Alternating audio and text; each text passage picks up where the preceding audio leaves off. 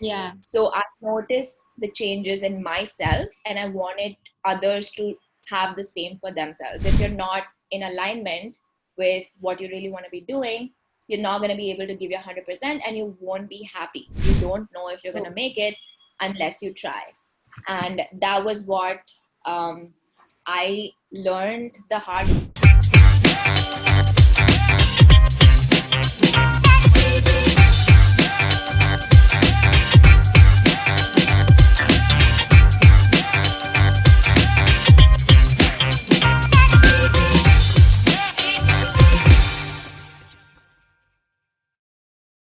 Hello, beautiful people. Welcome to Reach Her podcast. We hear you, and this is a platform for all budding women out there. This is Madhumati here with yet another interesting guest. Today we have Kriti Shastri, an online business coach who basically helps people to build their health and fitness businesses online. Let's welcome her. Hello, Kriti. Hi Madhu, how are you doing? I'm good, thank you. How are you doing?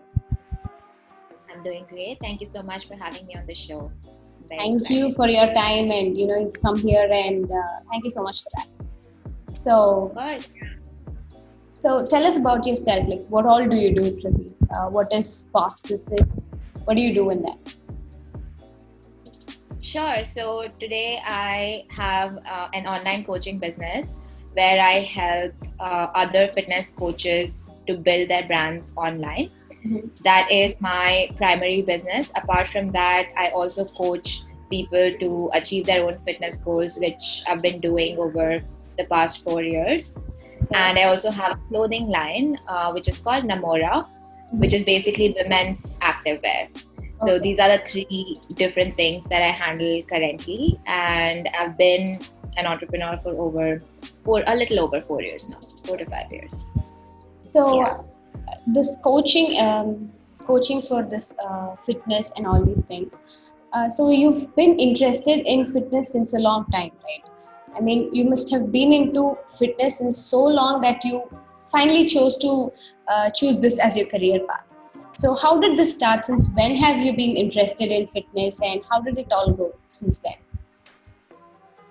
Yeah, absolutely. And that is actually very much true because to be able to build a business around something like this, you have to have a certain level of passion. That True. is true. And I've actually been passionate about fitness since I was in 10th standard, I think, something along those lines, which must have been somewhere around 2010, 2011.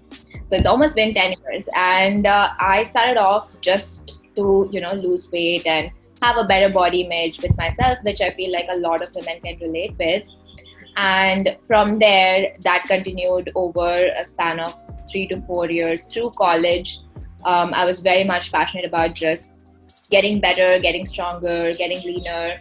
And I started getting more passionate about wanting to help others achieve the same because I Okay. was able to see not just the physical aspect, but I was able to change my whole life around in terms of just my mindset and Mhm. discipline. And there are so many things that come with it. Yeah. So I noticed the changes in myself and I wanted others to have the same for themselves because I felt like this could really change so many lives. And that's where I think the passion really started to Okay. coach. I started just helping my friends around in college, and if anybody would come to me with like a fitness goal, I'd get really excited to help them out.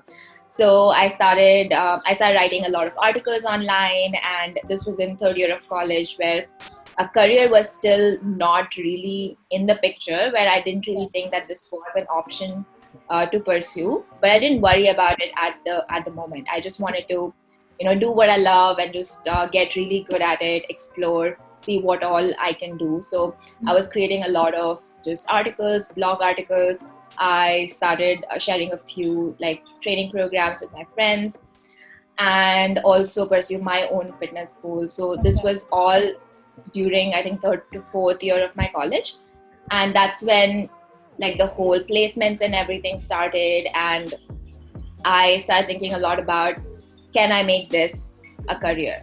Okay. And at the time, I mean, today if we think about it, fitness industry has actually grown so much in Grown. the past few years, but at the time it was not really something that was very not a lot of people knew a lot about it, and especially parents and my relatives, nobody had really any idea. If I just said I'm going to go into the fitness industry, there would be a lot of questions.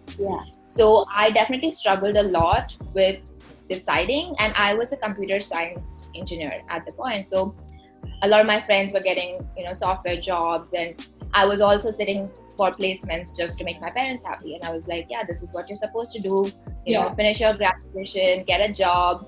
And my parents' viewpoint was like, this was always a passion thing. So yeah, they were happy about it, they were very supportive of my passion, but they never expected me to make that into a career. So they were like, get a software job and continue doing what you want to do, continue like pursuing your passion. Nobody's really going to ask you to stop.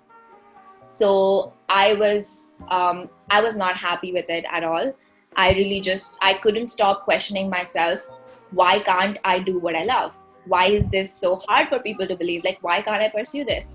But the only thing is, there was no one to guide me. There was nobody who I could look at and be like, yeah, this is the path that you need to follow to get here. I didn't even know if there was a career option. I didn't know if there was money in it, like if I could sustain myself. And I ended up taking a few months off. I did get a job, but I didn't go for it immediately. And I took some time off, and I was like, you know what, I'm just going to think about what I want to do.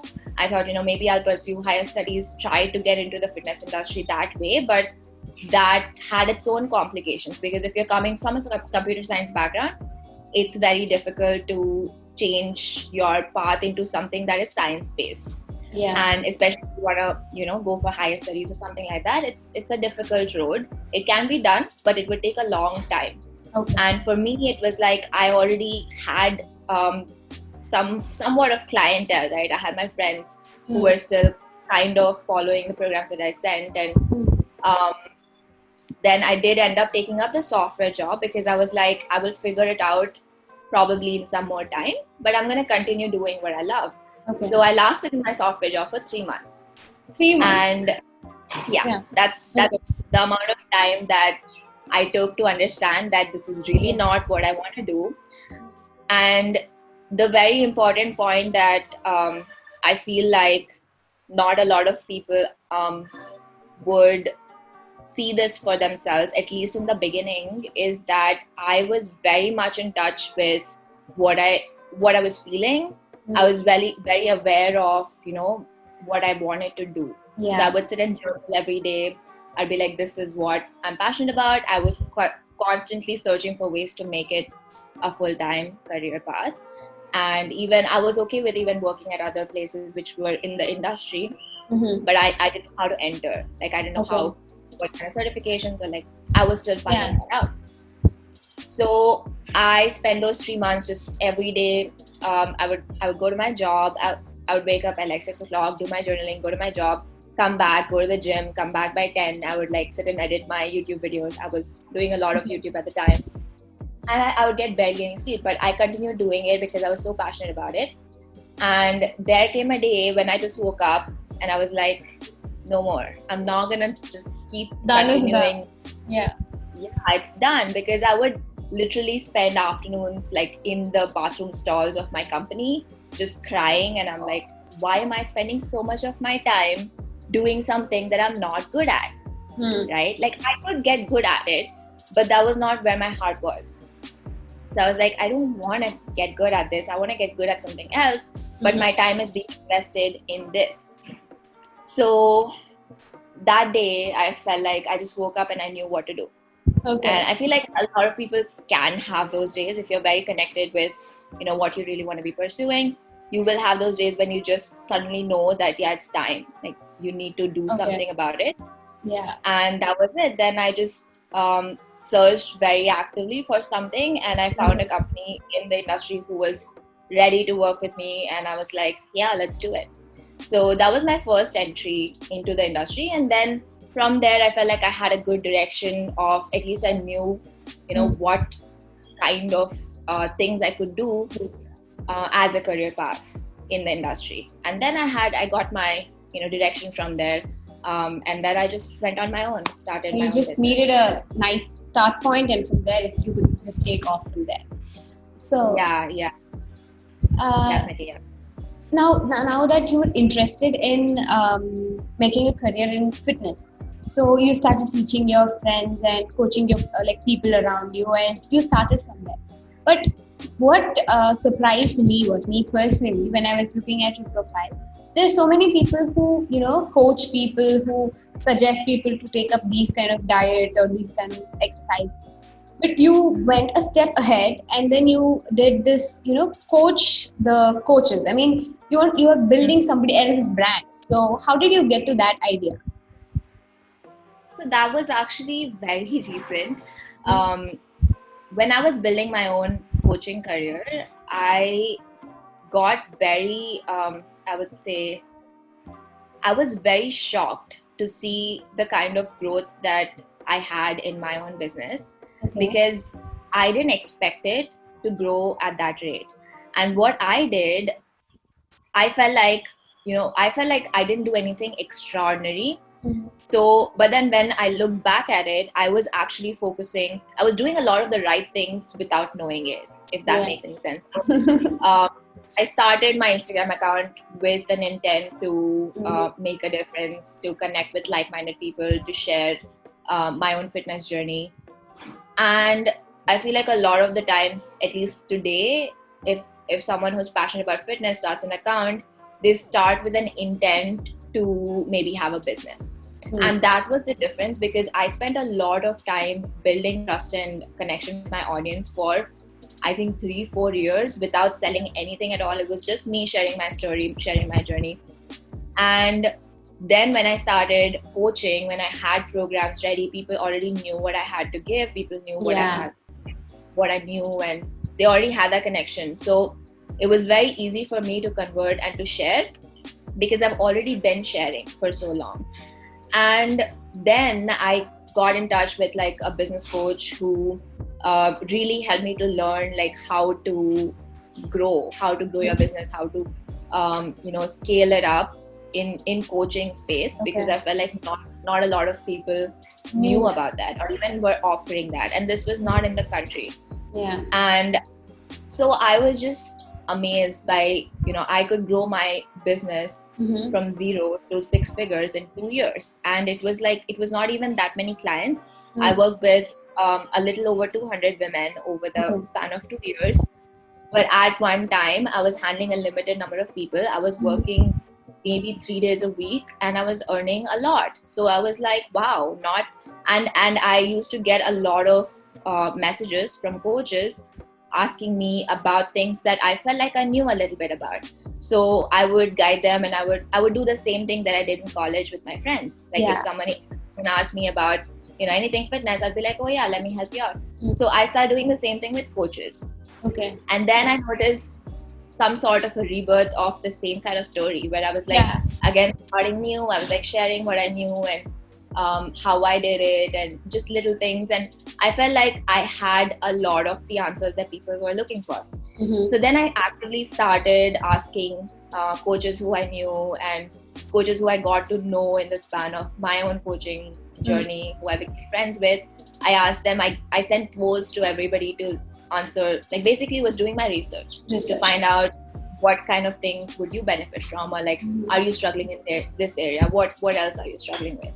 And I got their input and I looked at the options available to me. If I Okay. was, one thing was if I was passionate about it, and the answer at the time was yeah, I was really passionate about creating that for other coaches, because Yeah. not a lot of coaches get the right guidance and not a lot Mm. of coaches know how to do it online. Yeah. Suppose if someone is transitioning from personal training to online, it's a completely different experience, and it's a different approach that you have to take. Whereas if you're just someone who's not used to coming on the platform, it's very difficult to open Yeah. up and it's very difficult to create trust. True. Those are the two things that a lot of people struggle with. So yeah, I did that, and that was last year actually. And then I had this middle phase where I didn't know how to transition. So I was still doing fitness coaching. I wanted to share a lot of information for coaches as well, but my account was primarily for helping people with fitness. So Yeah. I kind of had this weird period of time in between where I was doing a little bit of both, and I didn't fully have the confidence to be like, yeah, I'm only going to coach coaches right now. Mm-hmm. And I didn't get that until the start of this whole season of Corona. Actually, when the lockdown started, Okay. I feel like a lot of people would relate with me here, because I feel like a lot of us got time to rethink about a lot of things that we've been doing. And I just thought about, what is stopping me? And that was just my own belief that, maybe this is not a business that would sustain, and like I'm not good enough, or like who am I? And these are the same things that, come up, the same kind of feelings that came up when I launched my fitness coaching business. So I was like, okay, this is the same thing. I'm just switching up my career, and that's normal. A lot of people do that. You have to lead with your passion and see what's true for you right now and what would hold good for the next couple of years. Because if you're not in alignment with what you really want to be doing, you're not going to be able to give your 100% and you won't be happy. So once I was clear with that, I went forward and I was like, from today, I'm going to go 100% with this. Okay. These are the people I'm helping. And of course, I'm going to still be there for my already existing clients. But going forward, I had to change a lot of things in my own coaching business. And I had to come up with like new programs and go through all of that. So that happened this year. Okay. But I've been putting out content for coaches since last August. So again, I spent like about a year to just put out content without launching anything. And then I came up with, after doing my research, I came up with my programs, and that's how I got around to it. So yeah. So that is the reason why you focus a lot on content, because I saw you share a lot of content. I mean, it's not just about fitness, or it's not just about sales. It's how you engage. I remember it. I would have just in 2 days I started following you. I found out so many things about you, that you like coffee and you focus a lot on niche and so many things. So that is how engaging the content is. So of course that helps a lot of people, and that is why this content creation is gaining a lot of traction. So what is your opinion about how important this content is, and how has it helped you? I mean, you told how it helped you. Just tell how important is it for people, like a bit more elaborate. Yeah, definitely. So I would start with giving an example of, if you are in the gym and say you're a personal trainer, right? And you get a client walk in, and you have to let the client know what you have to offer in order for the client to buy from you. So you get this first free session where you're just taking them through, a couple of exercises. You try to share knowledge about what you know about, getting them to their goals. Basically, kind of like a sales call. Okay. But what you're doing is sharing what you know in hopes of converting the customer. And when you think of doing that online, the first part of it is just sharing information to be able to build trust. But online, it's difficult to do that with just a one-time thing, because it's not the personal connection which you feel offline, like in person, is a lot deeper than with someone on the screen, online, behind the screen, when you can't really. This is why video is actually a good, it's like an in-between tool. Video is a great marketing tool, which a lot of coaches should be using more. I feel like a lot of people feel a lot of self-doubt on camera, but that's normal. You have to get through it, but it's one of the most powerful marketing tools for coaches, because it builds that instant trust and connection. But sharing content is the only way you can let people know what you have to offer. And if I'm a customer and if I want to buy from you, it would take me a while to be able to understand that this is what I need. And that is what you have to be able to do through your content, so that your end customers are like, yeah, this is what I'm struggling with, and this is the best person to help me, because I've already been seeing these points that have been made by this person that is very much relating to my problem. So when that happens, so it's I think a lot of people view it very differently, but I feel like a lot of coaches should look at it as a point of just being able to create a trust and connection with your audience, and the only way you can do that online is through your content. Platforms don't matter as much. Platforms are very dependent on what kind of content you create best, because different people express themselves in different ways. Instagram is great for coaches because it has maximized communication, so you can do stories, you can do text, you can do video, you have so many options on DMs. So I feel like it's a great tool, but again, like, you can redirect people from there to your blog, or if you're someone great on video, you can have a YouTube channel. So it's where you put your content is all dependent on your style of just communicating and expressing yourself.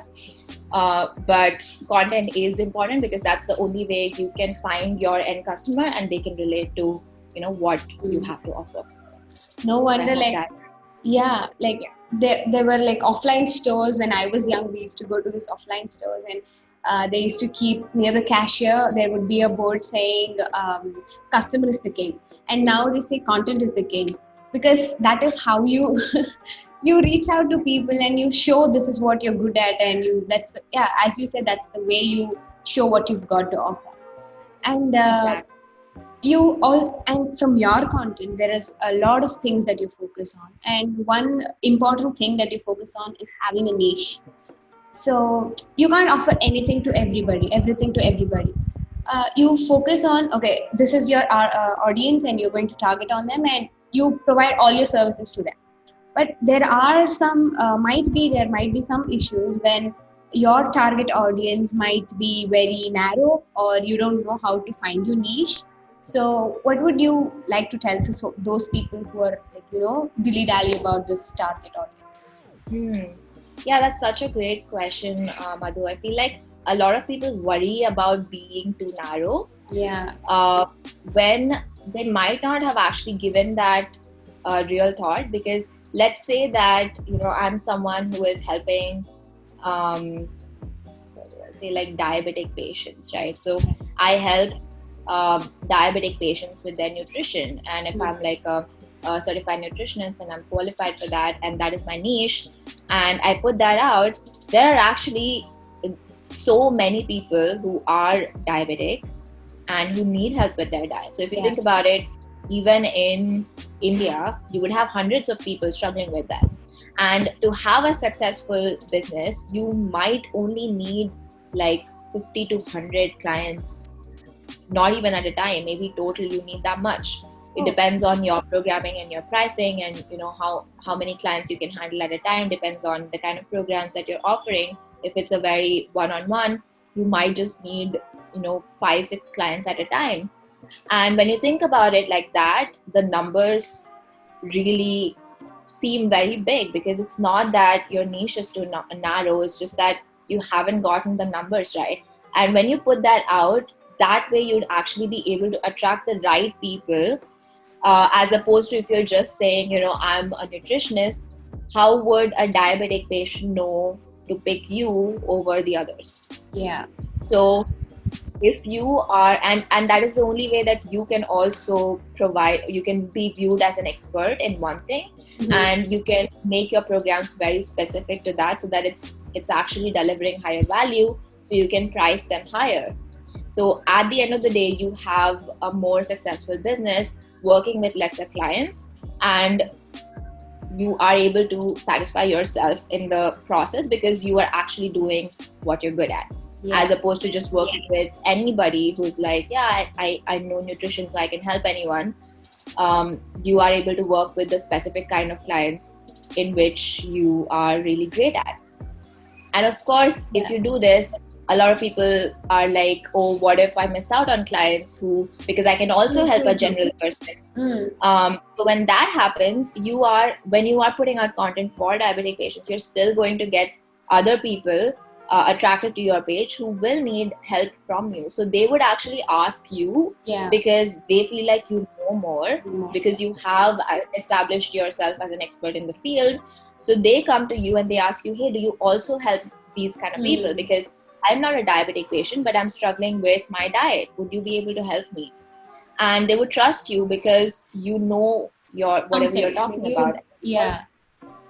Yeah, and of course you can help them. So in that case, you can just see if you can onboard another client, and you can go ahead and do it.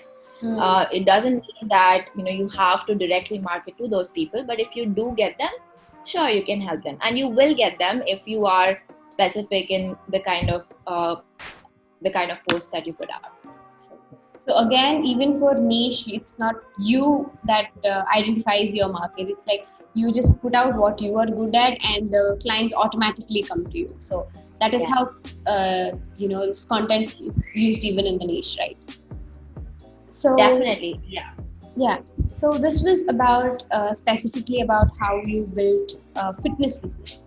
But as an entrepreneur, there has been a lot of transition. Like you started off with just interest, you started posting content, and then you started training, and then you became a coach to the coaches.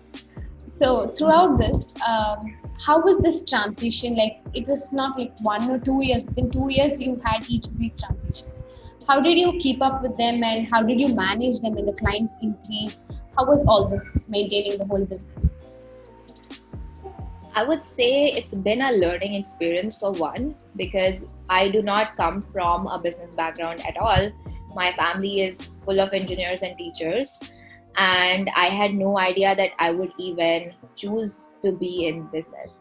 But it started as being in the service industry, and I didn't really have any idea about business when I started coaching. And at the time, I would say a lot of other factors played a role in how I handled my business, because I moved cities, I was on my own. I chose to do that because I felt like I needed the space to be able to focus. And that helped me a lot, because I was in a place where it was literally like I had to do this, or I had no other way out, or I would have to go to my software job, which was a nightmare. Yeah. So I decided that I'm going to give it my all. And the nightmare was kind of a motivating factor, because I was like, I never want to go back to that. So I literally gave it my all. The first 2 years were very hard, because I was living by myself. There was a lot of just anxiety and being alone, and not knowing, a lot of self-doubt, not knowing if what I was doing was right or was working, and not any kind of guidance, at least in the beginning, because I didn't know if this would sustain. And that is a question that I feel a lot of people have. Even before starting, they want to know, is this going to be successful, or are they going to be able to make a living out of this, or grow financially, grow their businesses. That's one common doubt, or like a common obstacle that people face before even starting. They Yeah. just want to know the end result, like, am I going to make it? And the truth is that that's not there in this industry, and that's not there in business generally, because you don't know if you're going to make it unless you try. And that was what I learned the hard way. But I would say that that's something that I also knew I had to kind of find out for myself. And in those 2 years, the one thing that I gave was just my all energy into my business, and I had no distractions. I was just in it because I was very passionate about what I did. I saw the results that it could bring. So for myself, I knew that I would keep going until I could make it. I had that in me. I was like, I see this changing lives, and I just want to give it my all.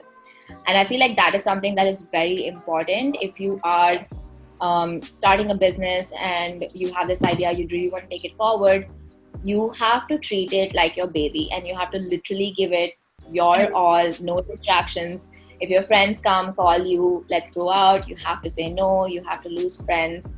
And that's the hard part, because you will spend a lot of time on your own, and you have to do a lot of personal development, because you spend a lot of time with yourself, and you would be bound to do a lot of personal development if you spend a lot of time with yourself. So a lot of journaling.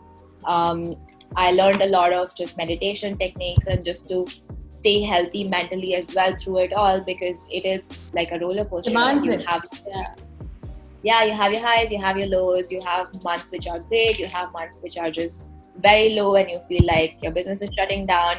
And that is something, it's so funny that if that happens now, I would be okay with it, because it's like I've learned to deal with that mentally more than anything, because I'm like, yeah, this happens, right? So I feel like now, after being in it for 4 years, I'm definitely better mentally to just handle everything that comes with it, the stress, the anxiety, the pressure, and even predicting a little bit of how things would go, at least for the next few months. I have plans, and I'm able to separate my businesses, because I am handling different aspects and different kinds of businesses. But I would be lying if I said I have it all figured out. Like, I still don't, and I feel like it's a never-ending journey. But that's what is exciting about it. Yeah. Like, because you are literally in control of everything, and you can do what you want to, and you know that you can do it because you have done it in the past. Yeah. So that is something that really keeps me going and keeps me motivated, that I know I can change things when I want to. If I want to pursue something else, I can go ahead with it. And if I have to leave a business, I should be okay with it, because that is also something that I think I'm yet to comes with comes with it, because you have to literally let go of an identity. I experienced this when I was switching from fitness coach to a business coach, because that becomes an identity with you for so long that whenever you meet people, you're like, yeah, I'm a fitness coach. So it's almost like an entire identity shift that you have to make when you are switching your career path, especially in this industry. And that can be hard. So having the right kind of support is really great. So making sure that if you need therapy, you get therapy. Journaling is great, meditation, and knowing for yourself that this is the right step for you right now, and then just going for it. So yeah, I think that's how it's been the past 4 years. It's a learning experience. I think it's never ending, and that's what is exciting about it. So since this 4 years, it's the confidence that you've gained. I mean, initially we've obviously, like, when you started, you would have had those self-doubts and thought, will I be able to make it, and all these, and you wouldn't have even thought of, what if this fails? I mean, will you be able to make it if it fails? And all those was a nightmare. But now you're confident enough to say that it's okay, I can manage even this doesn't go well in the future. So it's all the journey that has taught you. So when you took this step, I mean, one step that most of us are afraid of, I mean, just leaving a well-paying job, a secured life, knowing what will you be doing when, all those things, just leaving it for an adventurous life and being on your own. How was this when you made this decision? How was the reaction of your parents? Because parents are really scared about what are we going to do, and parents and immediate circle and all. So how was their reaction, and how are they reacting now?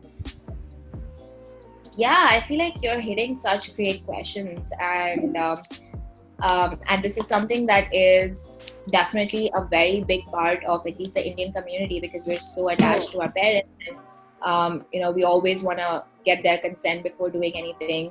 That's how we've been brought up. So this was the hardest part of my journey, I would say, was to hear my parents say that I don't know if this is right, or you haven't done academically that well yet, you have to go for higher studies.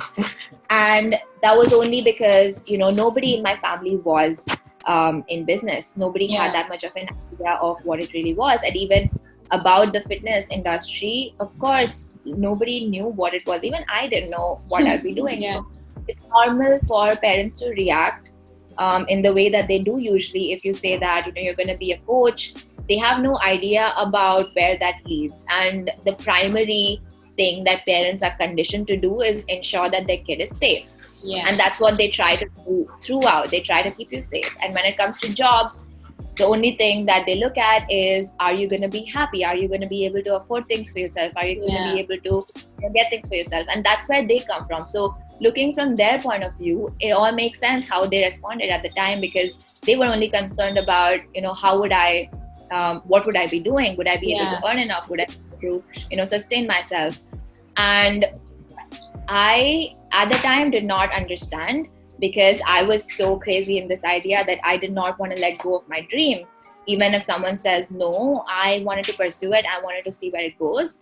And the hardest part was me trying to convince others to do the work when I didn't know it myself. So it was like I didn't know if I'd be able to do it, but I had to somehow tell others that this You is will what do I'm it. going to do and I'm going to be able to do it. So that was definitely very tricky, and I did not know how to do that. I just said, I'm gonna go for it and see where it goes. And if it doesn't work out, I'll be okay, because I do have a computer science degree, and I'll figure it out. But right now, this is what I want to pursue. I want some time. I want to discover what I really want to do. I don't want to blindly go into something. And that's what I told them, and they said okay. They've always just let me do what I wanted to do, gave me space, gave me personal space to figure it out. They've always done that. And so I got that time, and I moved out just because I felt a little bit of judgment coming from everyone, and that's normal too, because you would experience, if you are in that place, you've just finished college, and you're not in a job yet, you're not going for MS. It's like everybody just wants to ask you, what are you doing, and you don't know yet. So that can be very very stressful, and I wanted to get out of that. So that is the reason why I moved out, and I really wanted to pursue what my dream was. And I gave it solid 2 years, kept going, and in the process, I remember initially I did not communicate with my parents that openly. I did not expect them. I almost shut them out because I didn't want to hear, any judgment, or I didn't want to hear any no's or any advices at the point, because I was not in a place where I would receive it in a good way. I wouldn't. And I've had fights with them also. Like, I just wanted to be very focused in what I wanted to do, and all I asked for was time. So after that, I think they came around because they saw what I was doing. I would constantly share my clients' testimonials, and slowly give them an idea of what I'm doing, so that they also kind of learned with me to see, okay, this is what it is. This is how much you pay for it, and this is how much she's earning.